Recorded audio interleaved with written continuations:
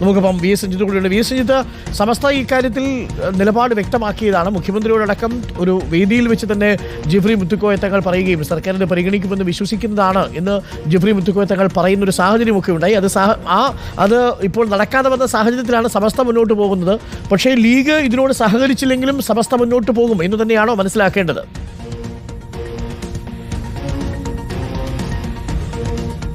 തീർച്ചയായിട്ടും സമസ്തയുടെ വഴിക്ക് പോകും എന്നുള്ളത് തന്നെയാണ് നമുക്ക് മനസ്സിലാക്കാൻ സാധിക്കുന്നത്. ഈ വിഷയം നിലമ്പൂർ ഉപതെരഞ്ഞെടുപ്പിന്റെ ഘട്ടത്തിലാണ് ഈ വിഷയം ഉയർന്നു വന്നത്. ആ സമയത്ത് ലീഗും പ്രതിപക്ഷ പാർട്ടികളും കോൺഗ്രസ് ഉൾപ്പെടെ ഇതിനെതിരെ രംഗത്ത് വരികയും പ്രതിഷേധിക്കുകയും ചെയ്തു. പക്ഷേ അന്ന് നിലമ്പൂർ ഉപതെരഞ്ഞെടുപ്പിന്റെ സമയത്ത് ജിഫ്രി മുത്തുക്കോയ തങ്ങൾ പറഞ്ഞത്, ബഹുമാനപ്പെട്ട മുഖ്യമന്ത്രി എനിക്ക് ഉറപ്പ് നൽകിയിട്ടുണ്ട് ഇക്കാര്യത്തിലൊരു പ്രശ്ന പരിഹാരം ഉണ്ടാകും. നേരത്തെയും ഇത്തരത്തിലുള്ള വിഷയങ്ങൾ ഉണ്ടായപ്പോൾ മുഖ്യമന്ത്രി ഇടപെട്ട് പരിഹരിച്ചിരുന്നു.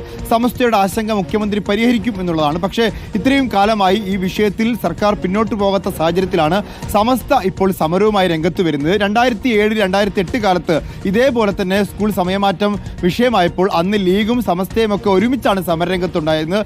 ഇന്നിപ്പോൾ സമസ്ത ഒറ്റയ്ക്ക് സമരം നടത്തുന്നു, ലീഗ് സമരത്തിനില്ല എന്നുള്ളതാണ്. അതിന്റെ പ്രധാനപ്പെട്ട കാരണം ഇത്തരത്തിൽ മുസ്ലിം സമുദായ സംഘടനാ വിഷയങ്ങൾ ഉണ്ടാകുമ്പോൾ ലീഗിനെ കൂട്ടുപിടിക്കാതെ സർക്കാരുമായി നേരിട്ട് സംവദിക്കാനും ചർച്ച നടത്താനും, ഇനി സമരമാണെങ്കിലും സമസ്ത ഒറ്റയ്ക്ക് പോകുന്ന രീതിയാണ് ഈ കഴിഞ്ഞ കാലഘട്ടങ്ങളിലൊക്കെ സമസ്ത സ്വീകരിച്ചിട്ടുള്ളത്.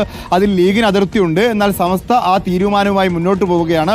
സമസ്ത ഒറ്റയ്ക്ക് സമരവുമായി മുന്നോട്ട് പോകും, ലീഗ് ഉണ്ടെങ്കിലും ഇല്ലെങ്കിലും. നാളെയാണ് സമസ്തയുടെ സമരപ്രഖ്യാപന കൺവെൻഷൻ.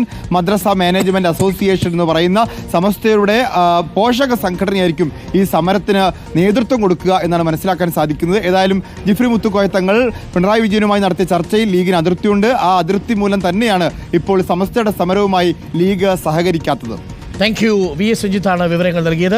പ്രിയപ്പെട്ട പ്രേക്ഷകർ, ഇപ്പോൾ സമയം 10 മണി കഴിഞ്ഞ് 45 മിനിറ്റ്. പണിമുടക്കിന്റെ വിശേഷങ്ങൾ വരുന്നുണ്ട്. ഒപ്പം തന്നെ Janaki versus state of Kerala എന്ന സിനിമയിൽ സെൻസർ ബോർഡ് അയയുന്നു എന്ന വിവരമാണ് ഇപ്പോൾ പുറത്തു വരുന്നത്. ആ വാർത്തയുടെ കൂടുതൽ വിശദാംശങ്ങളിലേക്ക് ഞാൻ മടങ്ങാം.